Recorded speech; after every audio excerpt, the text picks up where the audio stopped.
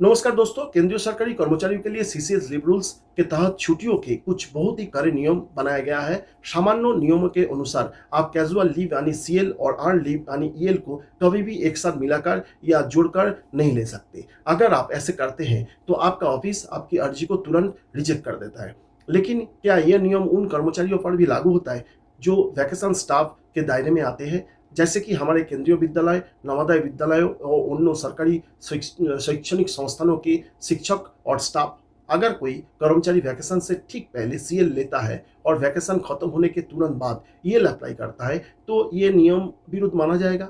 आज के इस वीडियो में हम लेटेस्ट रूल पोजीशन और एफआर 82B के माध्यम से इस पूरे नियम को सबूत के साथ और बेहद आसान भाषा में समझेंगे। चलिए शुरू करते हैं। आइए सबसे पहले कर्मचारी के उस सवाल को देखते हैं। एक वैकेशन स्टाफ मेंबर ने एक बहुत ही अनोखा लीव सीक्वेंस अप्लाई किया है। उन्होंने 26 मई से 30 मई तक 5 दिन की कैजुअल लीव ली है।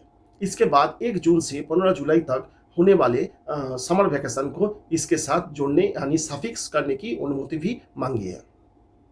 और जैसे ही वैकेशन खत्म हुआ उन्होंने 16 जुलाई से 18 जुलाई तक अर्न लीव के लिए अप्लाई भी कर दिया। इसके बाद 19 और 20 जुलाई को बंद छुट्टियां मतलब क्लोज्ड हॉलीडेज थी। अब स्थापना अनुवाद एस्टेब्लिशमेंट सेक्शन के सामने बड़ी उलझन ये आई है कि चूंकि सामान्यतः सीएल और ईएल का कॉम्बिनेशन प्रतिबंधित है, तो क्या इस वैकेशन स्टाफ के अनुरोध को खारिज कर दिया जाना चाहिए, या क्या वैकेशन के मामले में नियमों को अलग तरह से देखा जाना है?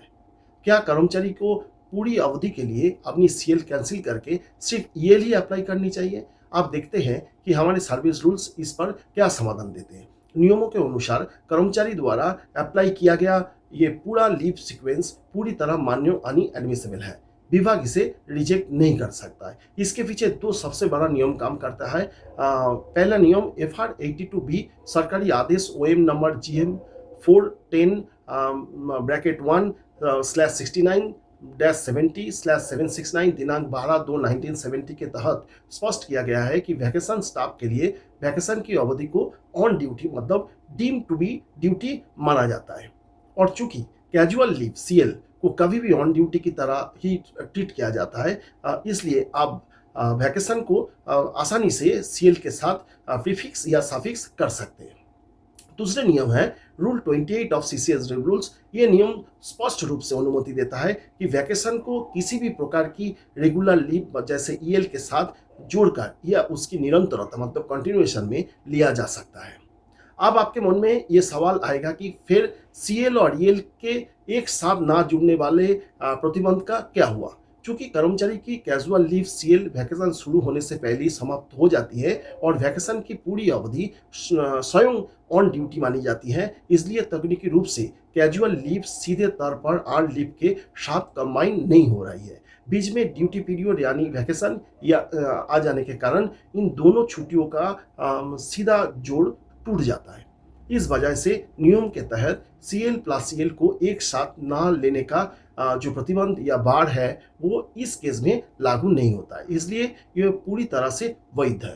तो साथियों, सीधा सा निष्कर्ष यह है कि वैकेशन स्टाफ बीच में वैकेशन का लाभ उठाकर नियम के दायरे में रहते हुए सीएल और ईएल दोनों का लाभ एक ही स्पेल में ले सकते हैं। उन्हें अपनी सीएल कैंसिल करने का कोई आवश्यकता नहीं। अगर आपके ऑफिस का एस्टेब्लिशमेंट सेक्शन इस नियम को लेकर संशय में है तो उन्हें एफआर 82B और रूल 28 का ये हवाला जरूर दिखाए। अगर आपको वीडियो मदद कर रही हो तो इसे लाइक करें, अपने सभी शिक्षक और वैकेशन स्टाफ दोस्तों के साथ शेयर करें और चैनल को सब्सक्राइब करना ना भूलें। हमारे नया अपडेट्स तुरंत पाने के लिए आप फेसबुक में भी विजिट कर सकते हैं। मिलते हैं अगले वीडियो में। धन्यवाद। जय हिंद।